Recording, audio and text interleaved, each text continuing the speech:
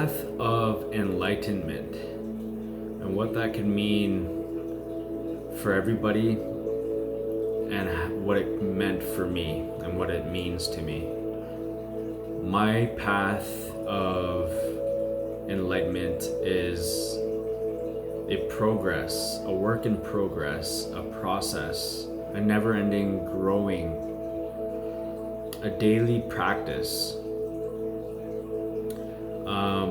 We can get awakened by new information. We can get awakened in many ways, but today I want to talk about my path and what it was for me and what it meant for me, and through what I've gone through and how I'm able to help others.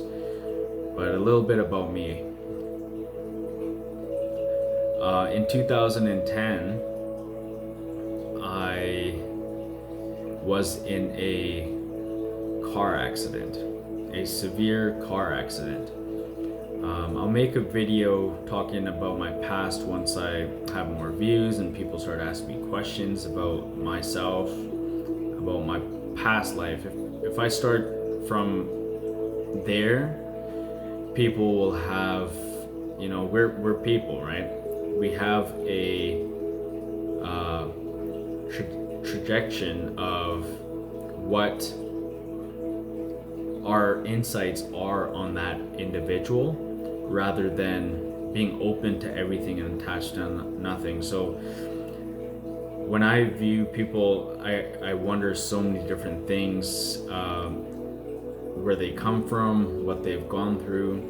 So I know a lot of people aren't there yet, so I'm just gonna start from the progress.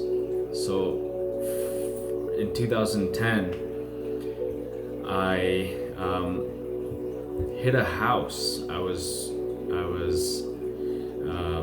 I call it the best bang of my life. I hit a house going 100 kilometers an hour, and I ejected out of the vehicle head first. I broke my left tibia. I have 2 bolts in my left knee. I'll get to the injuries, but I ejected out of the vehicle, head first, completely out of the car. Okay, from my recollection at that moment, I felt my body being moved from the driver's side to the passenger side. Okay, I used to think one thing, that it was either angels that moved me, and now I'm just open. I know my experience, what happened when I had that near-death experience, but let me just say that it could have been the owners of the house that saw my body, came out of the vehicle, and they just wanted to reposition my body. It could have been them, if they were ballsy enough to do so, or it could have been spirit or angels that moved my body. Because when the pictures were taken, the investigation was done, my body was on the right side, on the passenger side of the hood of the car. The car was totaled, it was smushed, it was smashed. And luckily I ejected out of the vehicle. Luckily I wasn't wearing a seatbelt. Okay, so I died, and the ambulance came, and I felt them, because my body was dead, but my spirit was outside myself, and I can hear them saying, okay, what ambulance does, paramedics trying to revive you, checking for breathing, checking for anything. They knew that I was gone. They lost me. But I was aware, because my spirit was out of my body, and all I remember is me watching the ambulance going through traffic and going to the hospital, getting myself on the gurney, going to the hospital, and then next thing you know, I wasn't so connected with my body anymore. I was gone and flowing with the universe. And all I knew was at that moment I started to hear all the prayers and all the whispers, and you know, it's a longer journey than that, because people found out once I got to the hospital. But I started hearing whispers and prayers. And my parents getting the phone call, and then the phone call leading to another phone call, and the message being spread to all around the city, the country, the world, because I have family from around the world. And they positioned my body. I came back closer to my body, and I started seeing people coming to the hospital. At this point I'm unconscious, I'm on life support. They're putting a brace on my neck. There's glass in my head, glass in my body. My leg is broken. My arms, I'm literally like dead, right? I'm paralyzed, like at that point.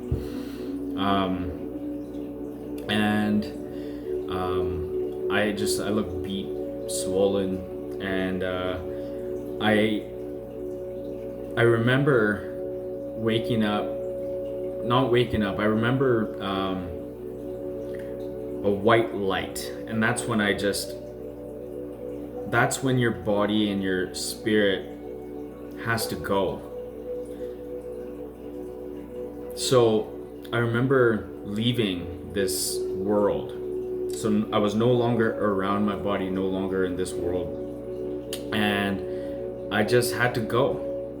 And I went to a bright funnel, like a tunnel, a bright, beautiful, bright, angelic light, like so bright that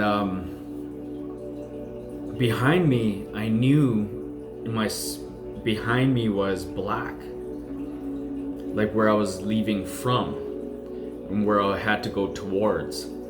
And I started going through the journey of leaving, and I went through this wormhole, like that's how it is. That's how I explain it.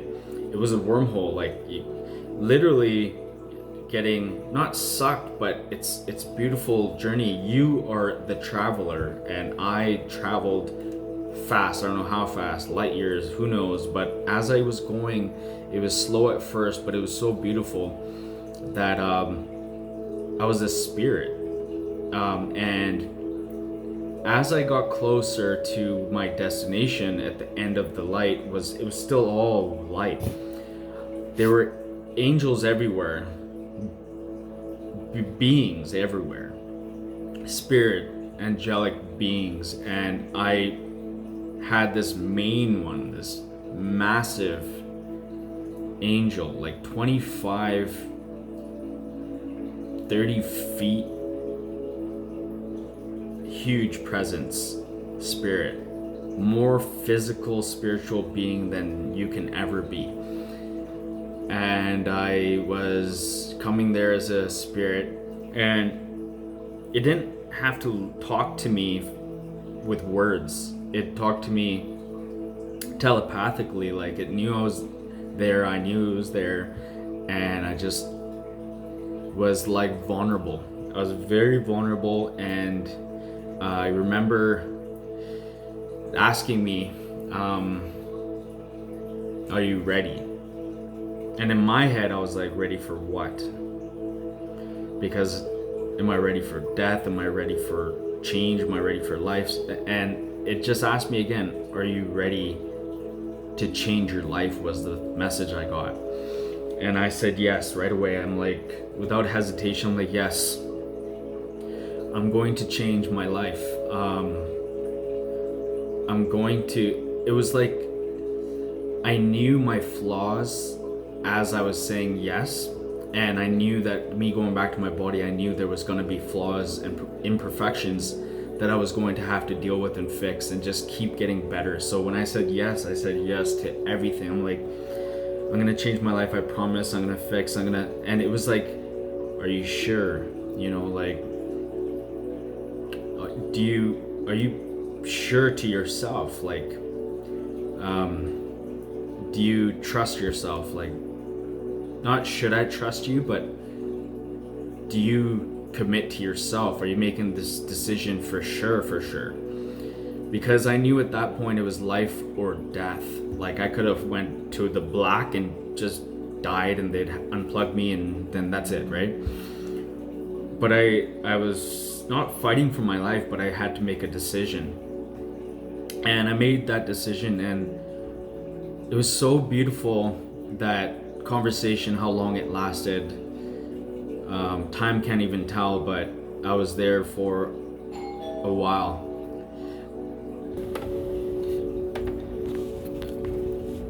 If I lost my train of thought, well, my place, sorry, I had to pause my video, but in coming back to making a decision,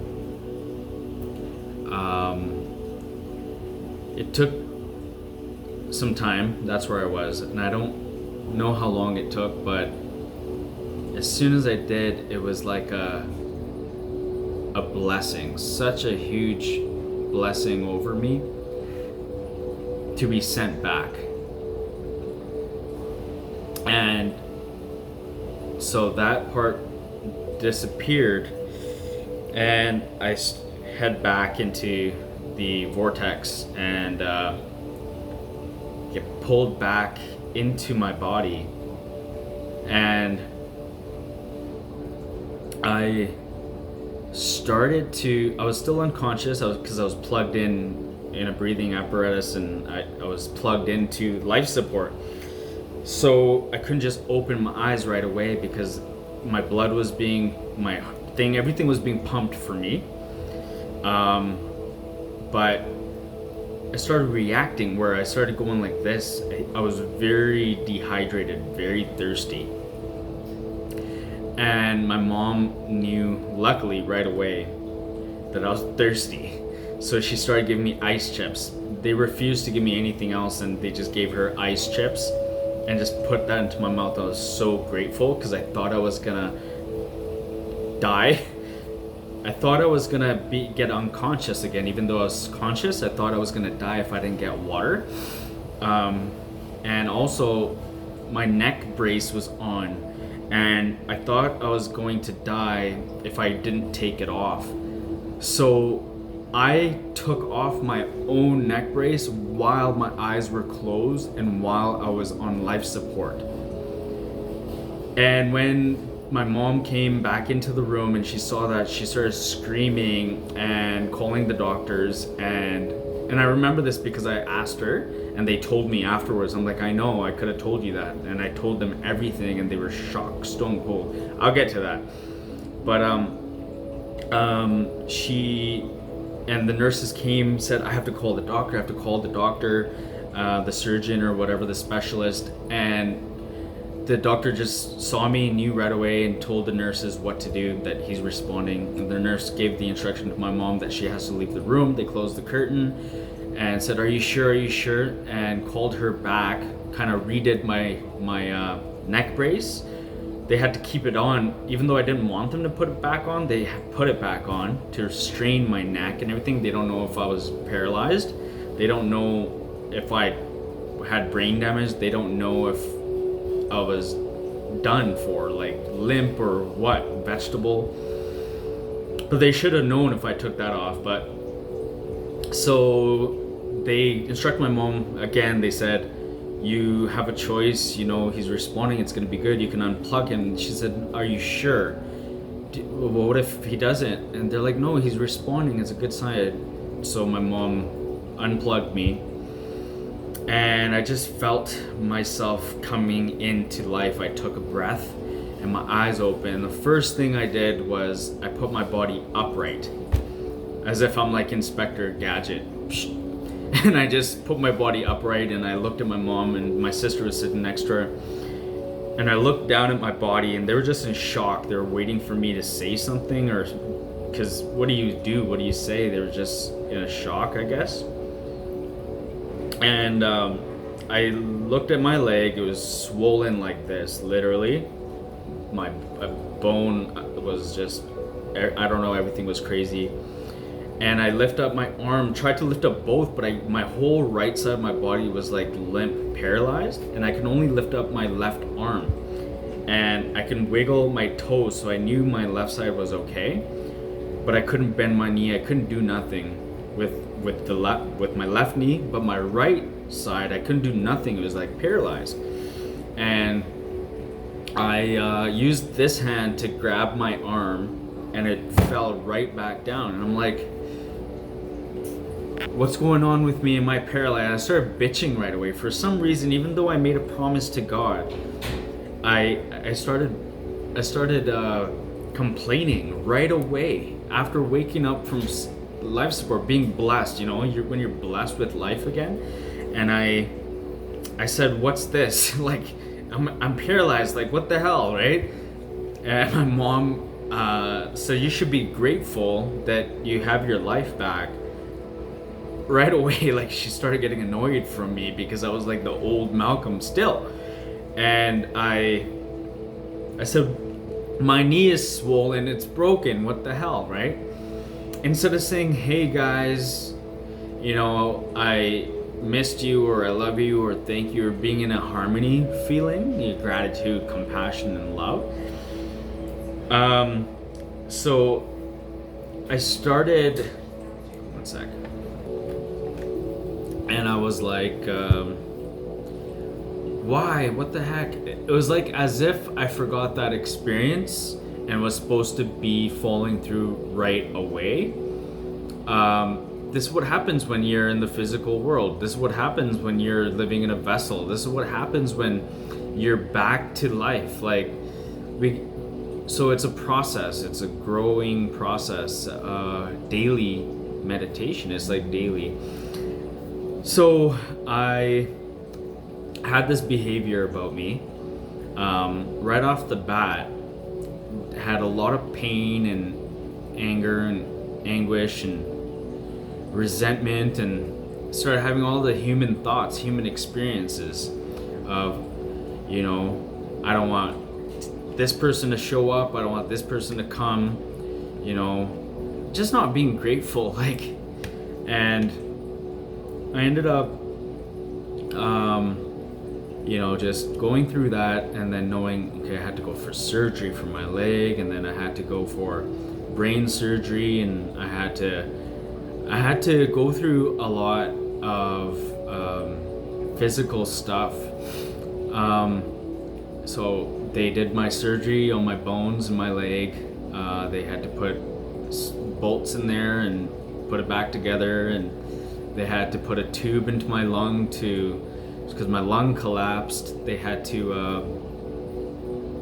put a splint on my leg. They had to, you know, I had to go through a lot of nerve and muscle and tendon damage consults with specialists and stuff. And I was torn, like I was damaged, right?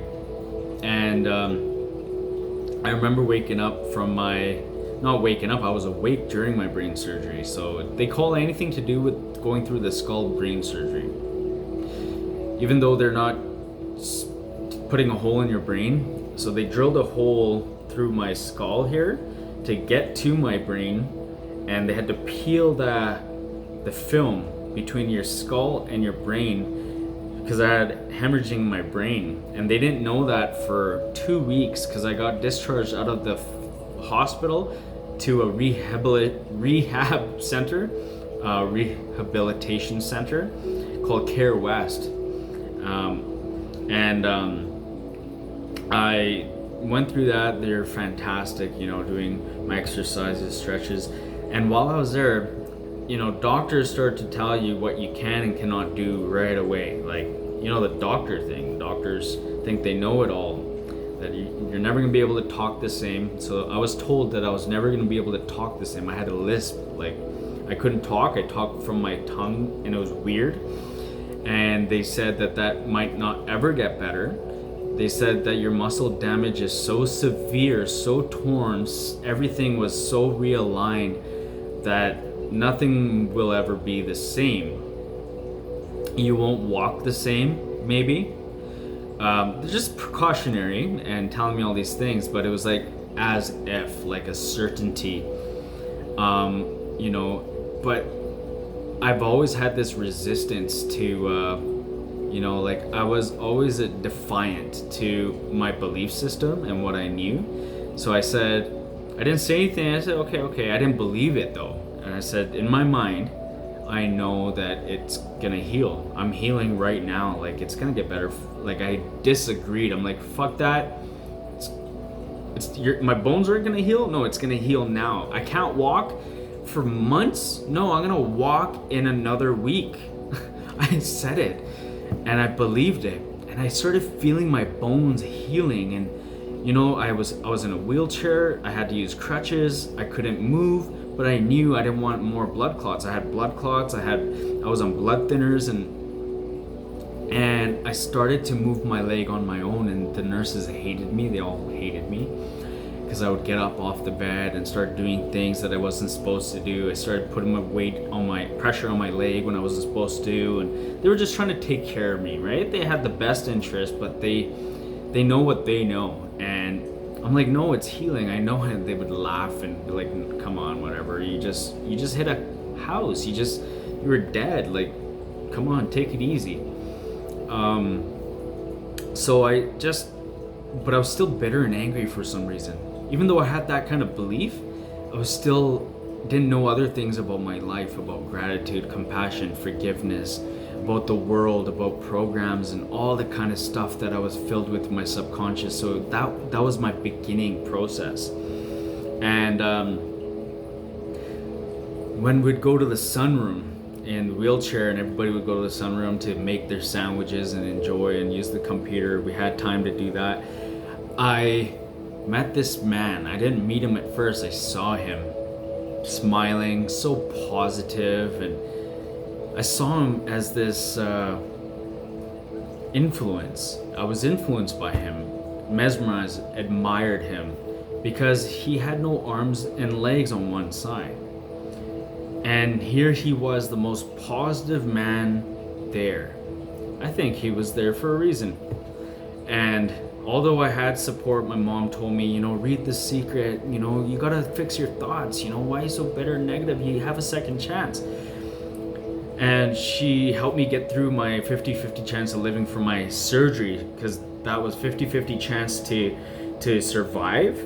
And my mom had to make it. I had to make a decision to do this surgery. I could either let the bleeding subside, but I had these migraines and these headaches, and they kept giving me pharmaceuticals like morphine and Percocet and Oxycontin and one on top of another.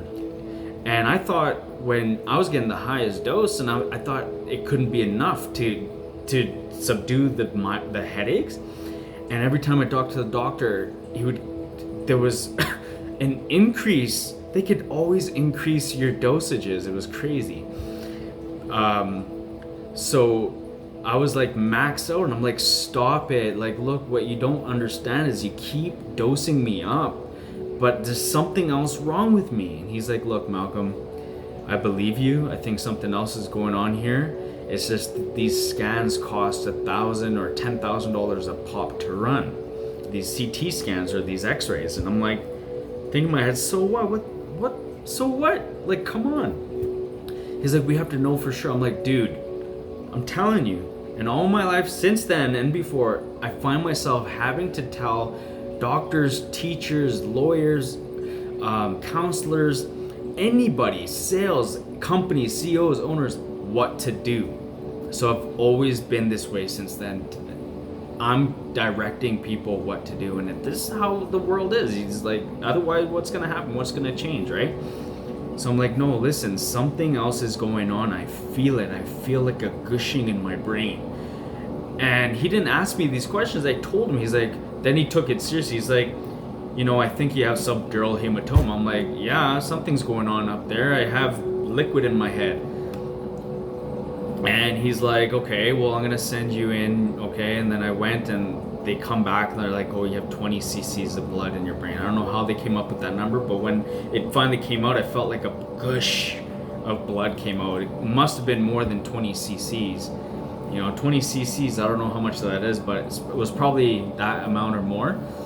And he's like, okay, we got the scan back, we got the results back, and you have to make a choice. Malcolm, this is a 50-50 chance for you to survive. It's a serious surgery. It's not something to be taken lightly. And I didn't panic, but I was like, oh my god, again, I'm gonna be faced with death again? Like, seriously? Come on. And I'm like, calling my mom, like, look, it's 50-50 chance, should I do it? She's like, yeah, you should do it, just stay positive. And I'm like, but it's a 50-50 chance, like, what if it just absorbs? But it was like 2-3 weeks by then, and if in 3 weeks it didn't absorb, it's not absorbing, right? Because the doctor even suggested not to do it. And I'm like, no, I gotta do this. So I made the decision, got transported there to the surgery. And they literally have one of those power drills, corded, metal, heavy. And he's like, I'm like, what's that? He's like, a drill? I'm like, that's what you're gonna be using? And he's like, yeah, how else are we gonna get through your head, right? And scapula, everything's there, the helper and the, what's the term? To give me the dosages, like to make me numb. They put it through the IV to make me numb everywhere. So they gave me so much that he's like banging my head with something. He's like, do you feel that? I'm like, yeah. He's like, no, but do you feel the pain? I'm like, no. Stop banging my head, right? He's like, okay, you're good. And then they started the surgery, put the cloth over there, opened it up, cleaned it, shaved it, did everything. First cut me open, clamped it open like this, about this big. And then they started drilling and sucking like a dentist. They put water, they squirt water, and they suck at the same time. And they did that, and I was awake, so I couldn't move. Yeah, you want to move, you're like, whoa, fuck, and grabbing the bed, but they restrained me, right? Because they can't have you move while you're awake. So I'm like trusting in the process, and they drill through, and he gets through, and then he peels it, and whew, everything rushed out. Put it back together, stapled me up, did all the magic they do. But he said, okay, it's done. The numbing is gonna go away, but we can't give you anything else just to see if we paralyzed you anywhere or you have nerve damage. We won't know, so we can't give you any medication. I said, okay, because I thought I was still gonna be numb, but he told me it's gonna wear off. It started wearing off in like 20 minutes, and oh my god, if you can imagine being drilled in the head and then not being given anything, that pain you have to endure. I'm shaking my bed, swearing at every nurse walking by that understands. They're not smiling, not laughing, they're just trying to be as respectful as they can, but I'm mad, I'm furious. They're making me suffer. And this, I'm in that like slash 50-50, I'm in the brain surgery sector of the hospital and psych ward, because people in there, they have mental problems that they cut off half their brain and stuff. So I'm in the psych type of area, right? And they do the surgery and everyone's screaming, yelling, and acting weird, and so am I. And I get placed in this room after. So a few hours go by and it finally doesn't go away, but I'm dealing with this suffering. Then finally dealing with that for hours. They finally say, okay, you're good, right? And I'm able to walk back to my room. They give me a dose, and I'm put in a room with someone that is talking to himself and scary, intimidating. He just had half his brain taken out, and big guy. You don't know what someone's gonna do being in the room next to you, just a curtain to save your life. And I was paranoid. I thought I was mean. You don't know what some people are capable of, right? So that made me very nervous. Nonetheless, okay, I go through this. That's what I go through, okay?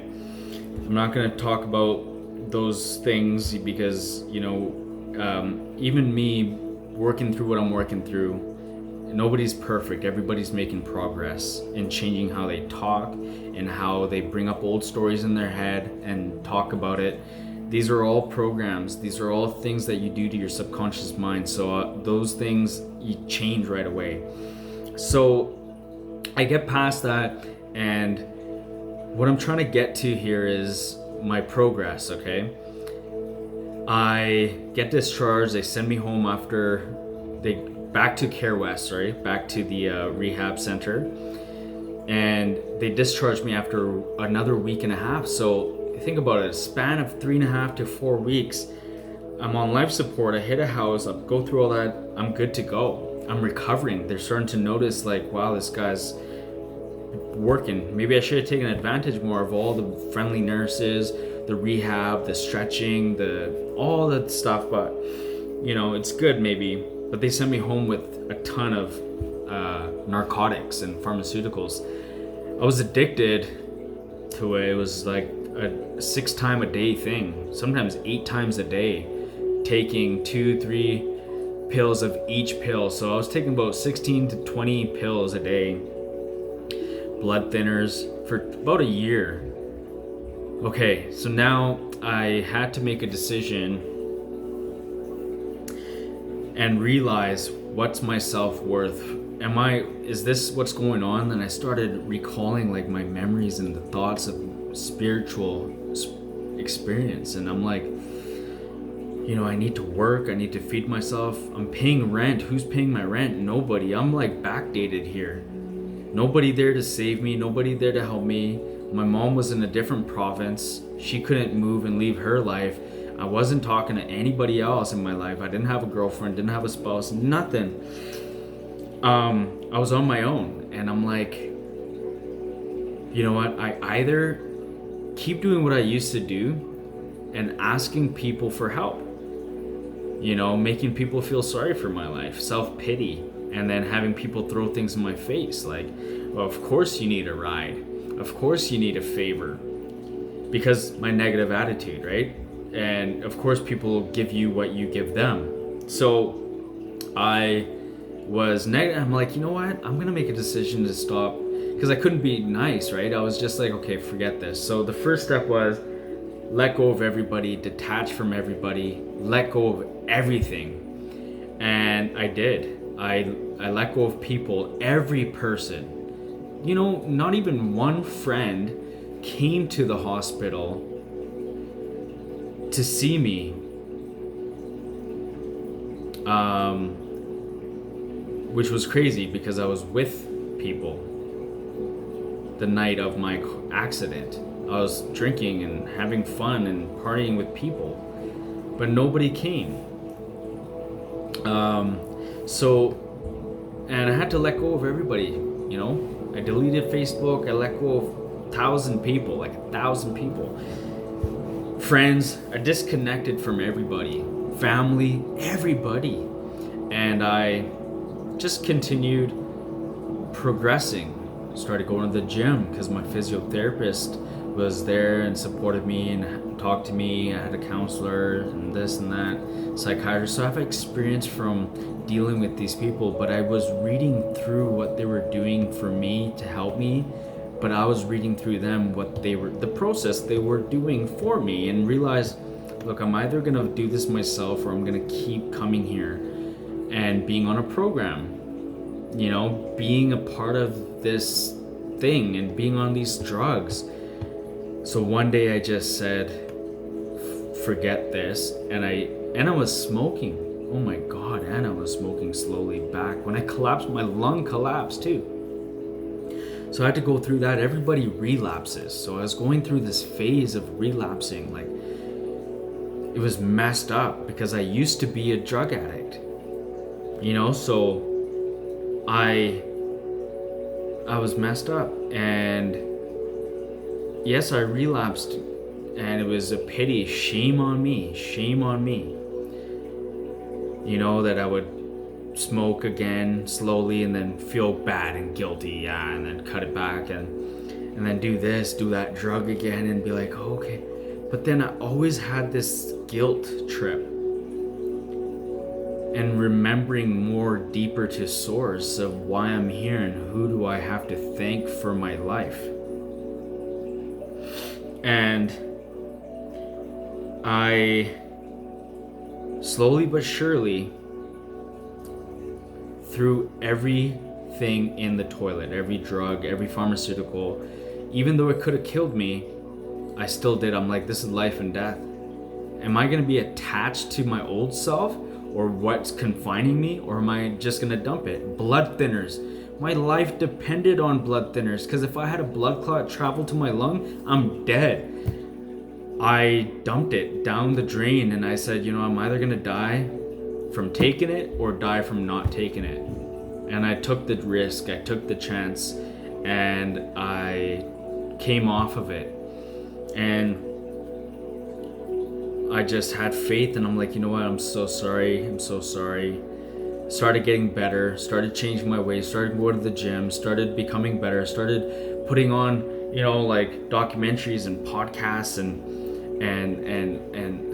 watching like videos and Tony Robbins and Bob Proctor and learning about things. And I'm like, what's the subconscious mind and what's this? Started researching. So from then and now, like it's been 10 years. That's all I've been doing, learning about, and I didn't learn much about health at that point. I was still, didn't know about the food industry. I didn't know. I'm going to make another video about that, about fast food, about health products, about everything. This video would go on forever. So I'm just going to end it with, I had to make a decision for my life. And don't feel sorry. Don't feel bad for yourself. Don't live life. I didn't live life as a victim. Don't live life as a victim. Don't feel sorry for yourself. Don't ever. I'm sorry. I didn't. I said don't to myself. Don't feel sorry for yourself. Don't feel like a victim. Don't blame others for your mistakes. Everything up until that point was all my fault, and I had to absorb it, swallow it, accept it, release it. And I'll get into depth later where I understood how to forgive, but this realization started to happen. So this was just the realization part. But yeah, that's that. And there's much more experiences I can relate to people about. This is just a percentage of my experience. But, I hope you take away from this that you can do it. Don't wait till you're too old or gonna die to do it, when you can learn from mistakes, learn from stories, learn from people. Be sick and tired of the situation you're sick and tired of, and just do it. But nonetheless, I love you. And I love myself, and I love you. Bye.